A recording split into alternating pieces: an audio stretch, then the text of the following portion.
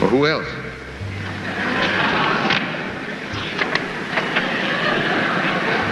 Well, that's it. What if I told you that one of Hollywood's biggest stars carried a secret hatred so deep that it consumed him for decades? BURT Lancaster, the man who commanded the silver screen with his powerful presence, had enemies lurking in the shadows of Tinseltown.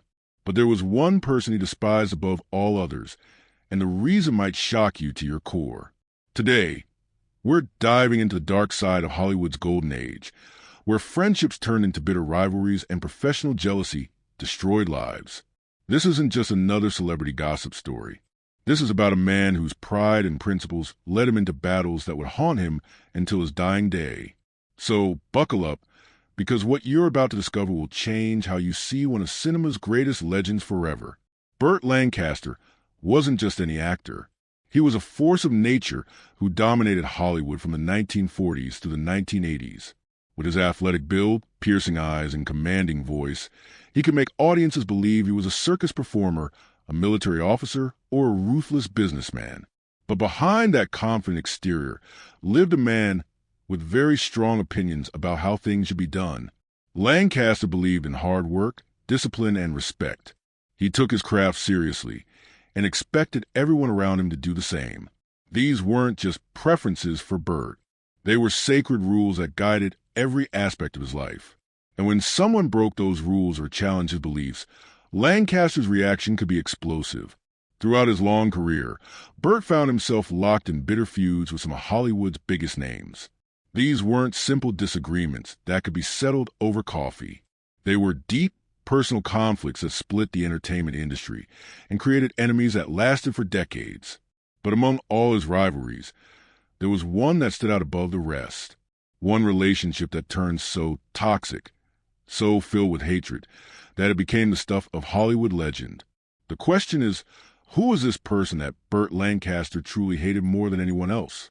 Let's start with Kirk Douglas, because their story reads like a Hollywood thriller filled with jealousy, competition, and pure masculine pride. These two men weren't just actors competing for the same roles. They were warriors fighting for dominance in a world where only the strongest survived. The trouble began when both men fell for the same woman.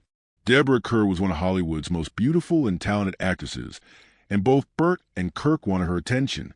But this wasn't some friendly competition between gentlemen. This was a battle that would destroy their friendship forever. Picture this scene. They're on the set of From Here to Eternity in 1953. The cameras have stopped rolling, and tensions are running high. Kirk Douglas, with his trademark dimpled chin and cocky smile, is trying to charm Deborah Kerr. Meanwhile, BURT Lancaster watches from across the set, his jaw clenched tight with anger. What happened next shocked everyone on set. According to crew members who were there, BURT and Kirk got into a screaming match that quickly turned physical. They were throwing punches like two street fighters, all because of their rivalry over Deborah. Security had to pull them apart, and both men were so embarrassed that they could barely look at each other for the rest of filming. But the worst was yet to come. At a Hollywood party later that year, with all the biggest stars in attendance, BURT saw Kirk talking and laughing with Deborah. Something inside him snapped. He marched across the room and confronted Kirk right there in front of everyone. The argument got so heated that both men were thrown out of the party and actually arrested for disturbing the peace. Can you imagine that?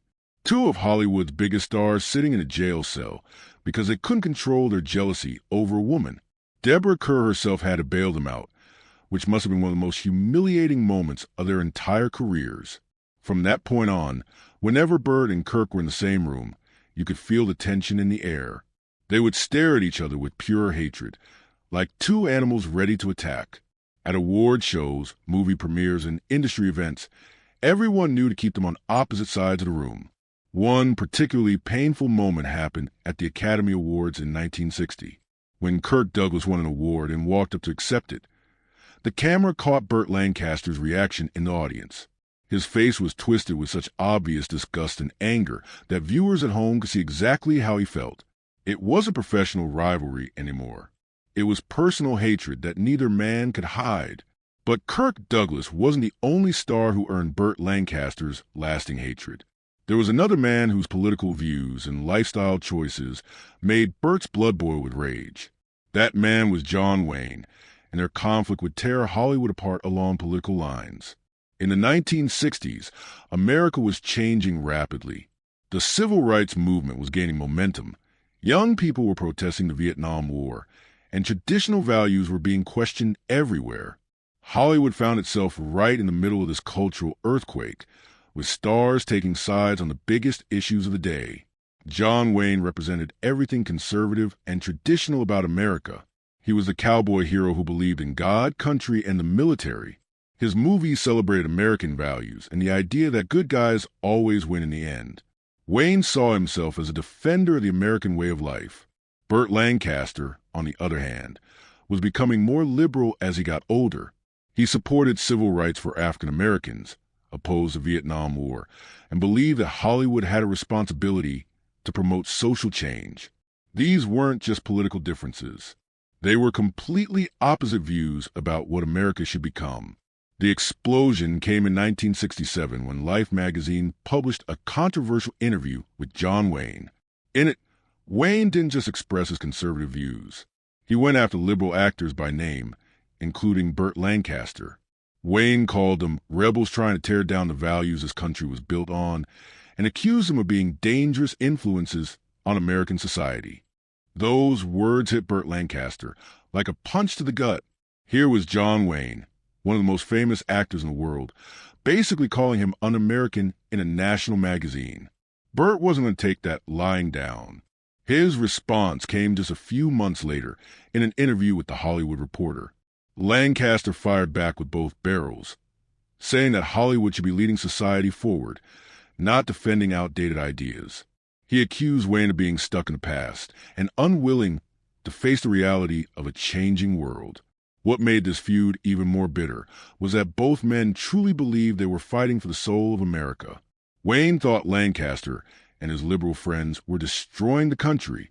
Lancaster thought Wayne was holding back progress and keeping people oppressed. Neither man was willing to back down or compromise. The hatred between them became so obvious that they couldn't even be in the same room without causing problems. At a script meeting in 1968, their argument got so intense that the entire movie production had to be shut down. Crew members said the tension was so thick you could cut it with a knife. The final break came at the Academy Awards in 1970. When John Wayne won a major award, BURT Lancaster did something that shocked everyone watching. As Wayne walked the stage, Lancaster turns back and refused to applaud. It was a public insult that sent a clear message. Their friendship was dead and buried forever. But political differences weren't the only thing that could trigger BURT Lancaster's anger. He also had strong opinions about how actors should behave professionally, and one star in particular drove him absolutely crazy with his wild lifestyle and rebellious attitude. That star was Marlon Brando. Marlon Brando was everything BURT Lancaster wasn't. Where Lancaster was disciplined and professional, Brando was wild and unpredictable. Where Lancaster followed the rules, Brando made his own rules. Where Lancaster treated acting like a sacred calling, Brando seemed to treat it like a game. This difference in approach first became public in 1962 when Brando gave an interview to the New York Times. In it, he mocked Lancaster as a grinning doll that Hollywood props up and suggested that Lancaster's success was more about luck than talent. Those words cut deep because Lancaster had worked incredibly hard to build his career and took great pride in his professionalism. Lancaster's response was swift and brutal. In his own interview with The Hollywood Reporter, he called Brando an undisciplined wild child who didn't understand what real work meant. He accused Brando of living in pure indulgence while other actors, like himself, were making real sacrifices for their art. The feud got worse when Brando starred in The Godfather in 1972 and earned massive praise for his performance. Lancaster couldn't stand seeing Brando succeed with what he saw as lazy, undisciplined methods. He told reporters that he didn't understand why Hollywood was celebrating someone who represented everything wrong with the movie industry. When Brando heard about these comments, he just laughed and told friends that Lancaster would never understand him because he was a warhorse strapped into Hollywood's armor. This only made Lancaster angrier because he saw it as proof that Brando didn't take anything seriously. The two men appeared together on a live television show in 1965, and Lancaster used the opportunity to attack Brando directly. He called Brando a symbol of destruction and said he wasn't a real artist, just a self-deluded man lost in fantasies about himself. The comment shocked viewers and created a scandal that had all of Hollywood talking. For Lancaster, this wasn't just about different working styles. It was about the very soul of acting itself. He believed that being an actor meant dedication, sacrifice, and respect for craft. Brando represented everything he opposed: rebellion without purpose, talent without discipline, and success without earning it. But professional disagreements weren't the only source of conflict in Burt Lancaster's life. Sometimes his battles became personal in ways that revealed the darker side of his character. One of these conflicts involved Rock Hudson, and it exposed some ugly truths about Lancaster's attitudes toward people who were different from him. Rock Hudson was one of Hollywood's biggest leading men in the 1950s and 1960s. He was tall, handsome, and charming, the kind of actor who made women swoon and men want to be his friend. But Hudson was hiding a secret that would have destroyed his career if it had become public. He was gay. In those days, being openly gay in Hollywood was career suicide. The movie studios had strict rules about their stars' public images, and anything that didn't fit the traditional picture of American masculinity was forbidden. So Hudson lived a double life, dating women in public while maintaining relationships with men in private. Burt Lancaster, with his conservative views and rigid ideas about masculinity, couldn't tolerate what he saw as Hudson's deception. Lancaster believed that Hollywood should represent traditional American values, and Hudson's secret lifestyle offended everything he stood for. Lancaster's hatred for Hudson wasn't just about homosexuality, though that was certainly part of it. He also hated what he saw as dishonesty. In Lancaster's mind, Hudson was living a lie and presenting a false image to the American public. He thought Hollywood should be honest and straightforward, not a place where people could hide their true selves. According to industry insiders, Lancaster would make cruel comments about Hudson whenever his name came up in conversation. He called Hudson weak and said that real men wouldn't live with such ambiguity. These weren't just private opinions, either. Lancaster sometimes made his feelings known in interviews, though he was usually careful not to be too direct about his accusations. The situation became even more complicated when rumors began circulating that Lancaster himself had once had a romantic relationship with another male actor early in his career. According to these stories, the relationship had ended badly and left Lancaster with deep shame and anger that he never fully resolved. Whether these rumors were true or not, they might explain why Lancaster reacted so strongly to Hudson's situation. Sometimes the things we hate most in others are the things we fear most in ourselves. Lancaster's extreme reaction to Hudson might have been his way of trying to prove to himself and others that he was completely different from the man he was attacking. This aspect of Lancaster's character reveals something troubling about even the most celebrated figures from Hollywood's golden age. Behind the glamour and the fame, many of these stars carried prejudices and fears that would be completely unacceptable today. Lancaster's treatment of Rock Hudson shows how even talented, successful people can let their personal demons turn them into bullies. But Lancaster's capacity for hatred didn't stop with Rock Hudson. Another actor who earned his lasting contempt was Tony Curtis, and their conflict eventually ended up in court, becoming one of Hollywood's most expensive and embarrassing legal battles. Tony Curtis was a rising star in the late 1950s who represented a new kind of Hollywood actor. He was more relaxed than the older generation, more willing to experiment with different roles and methods. When he and Lancaster worked together on Sweet Smell of Success in 1957, their different approaches to acting immediately clashed. Curtis believed in creative freedom and innovation. He thought actors should be able to interpret their roles in their own way, even if it meant changing the script or trying unconventional approaches. Lancaster, on the other hand, believed in discipline and following the director's vision exactly as written. The tension on set was so thick that crew members could feel it every day. Curtis would suggest changes to scenes or ask to try different approaches, and Lancaster would shut him down with cold efficiency. Lancaster saw Curtis as unprofessional and disrespectful. Curtis saw Lancaster as rigid and controlling. Things got worse when Curtis gave an interview to Variety in 1958, calling Lancaster a machine who demanded perfection but killed creativity in the process. He said Hollywood needed fresh blood and new ideas, not people clinging to what's old. These words were like gasoline on a fire, and Lancaster's response was swift and vicious. Lancaster began openly criticizing Curtis in interviews and refusing to work with him on future projects. He called Curtis arrogant and said he had no sense of professional responsibility. The two men couldn't be in the same room without creating tension that everyone around them could feel. By 1959, their conflict had escalated beyond personal insults and public arguments. A major disagreement over contract terms and creative control led to a lawsuit that dragged both men into court and exposed their bitter hatred to the entire world. The trial lasted for months and became front-page news in Hollywood trade publications. Both actors hired expensive lawyers and fought over not just money, but also their reputations and their right to control their own careers. The case revealed just how deep their mutual hatred had become, with both men saying things about each other that could never be taken back. When the lawsuit finally ended, neither man had really won.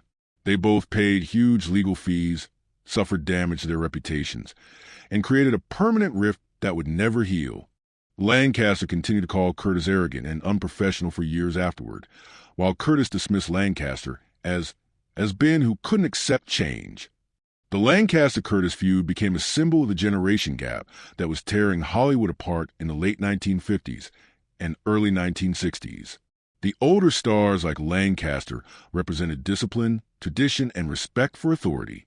The newer stars like Curtis represented freedom, creativity, and the right to challenge the system. But perhaps the most revealing of all Lancaster's conflicts was his complicated relationship with Elizabeth Taylor, because it exposed a lonely, vulnerable man hiding behind his tough exterior. Elizabeth Taylor was more than just a beautiful actress. She was a force of nature who commanded attention wherever she went. Her violet eyes, her dramatic personal life, and her incredible talent made her one of the most fascinating people in Hollywood.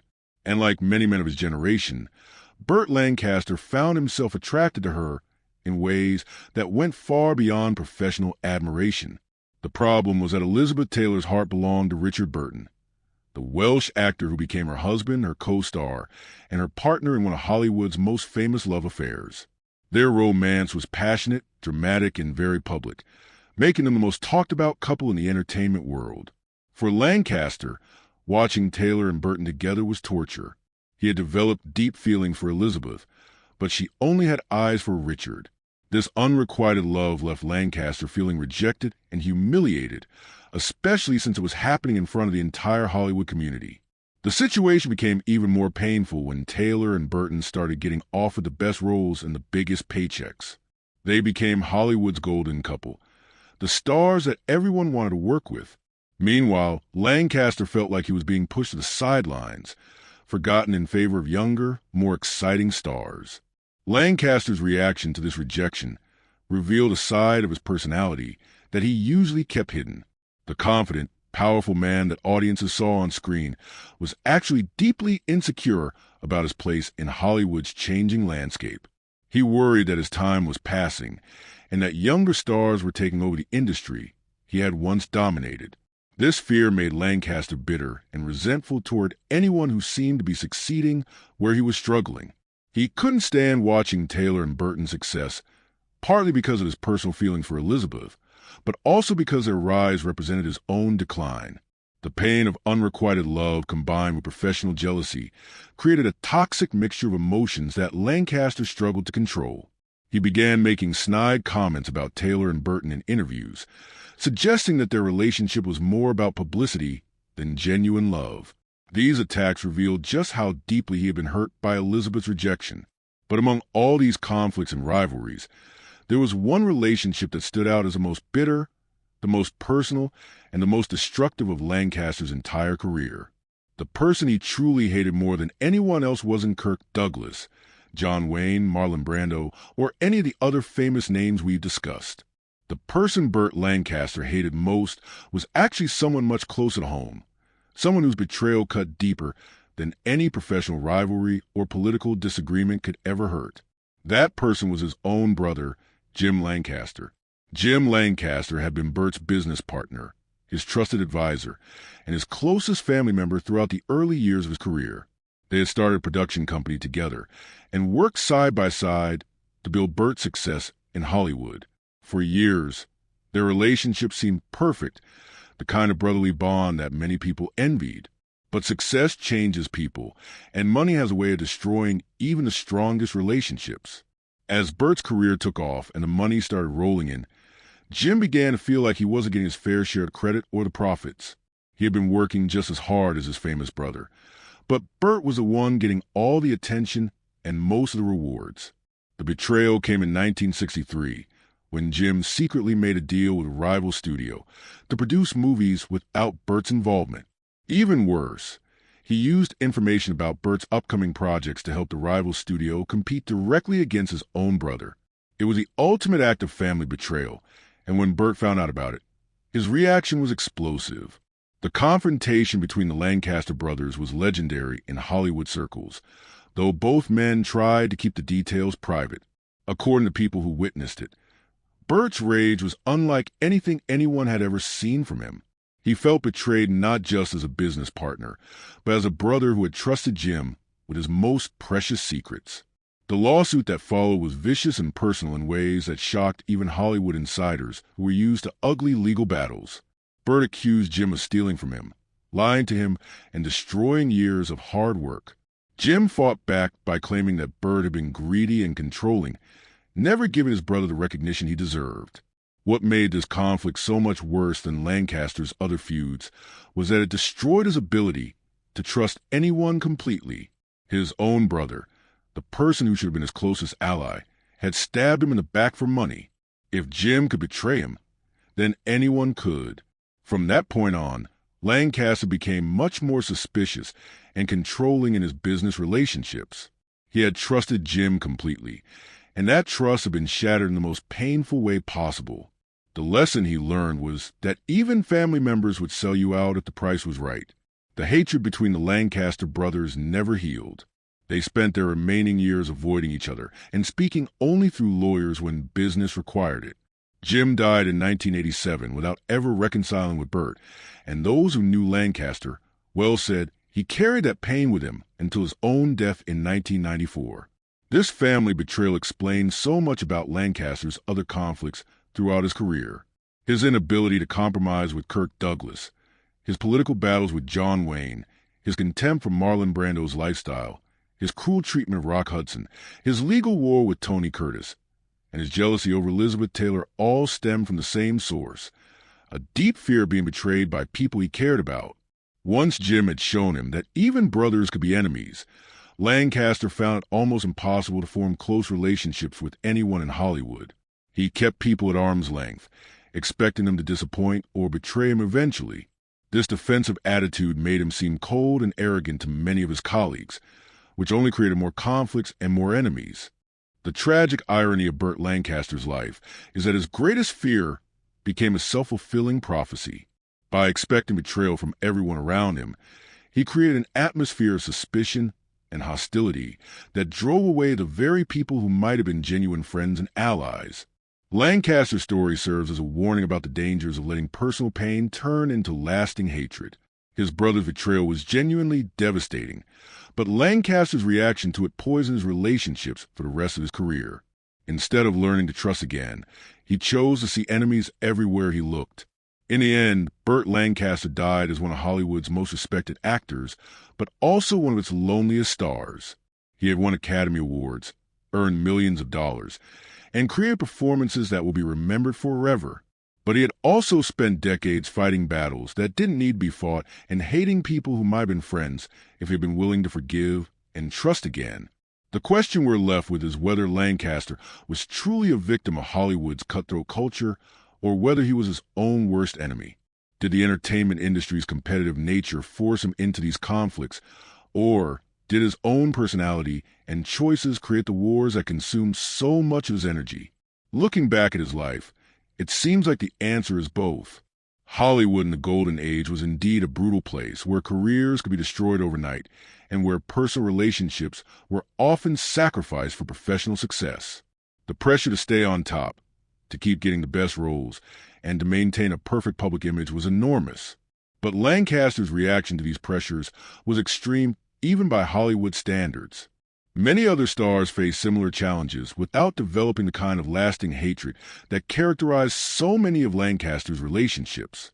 His inability to let go of grudges, his refusal to compromise, and his tendency to see personal attacks and professional disagreements made every conflict worse than it needed to be. Perhaps the saddest part of Lancaster's story is that many of his conflicts could have been resolved if he had been willing to take the first step toward reconciliation. Kirk Douglas, for example, spoke fondly of their early friendship in later interviews and seemed open to repairing their relationship. John Wayne, despite their political differences, respected Lancaster's talent and might have been willing to agree to disagree on social issues. Even Marlon Brando, whose lifestyle Lancaster found so objectionable, was known for his generosity and kindness to fellow actors who treated him with respect. If Lancaster had been able to separate his personal feelings from his professional judgment, he might have found that many of his enemies were actually potential friends. But the wound left by his brother's betrayal was too deep for Lancaster to heal. It colored every relationship that came after and turned a naturally suspicious personality into something much darker and more destructive. The legacy of BURT Lancaster is therefore complicated and somewhat sad. On one hand, he was an incredibly talented performer who brought passion and intensity to every role he played. His work in films like From Here to Eternity, Elmer Gantry, and Atlantic City showcased an actor of remarkable range and power. On the other hand, his personal relationships were marked by conflict, suspicion, and hatred that seemed to consume as much of his energy as his acting career did. He spent decades fighting battles that ultimately meant very little, while missing opportunities to form the kinds of friendships that might have made his later years happier and more fulfilling.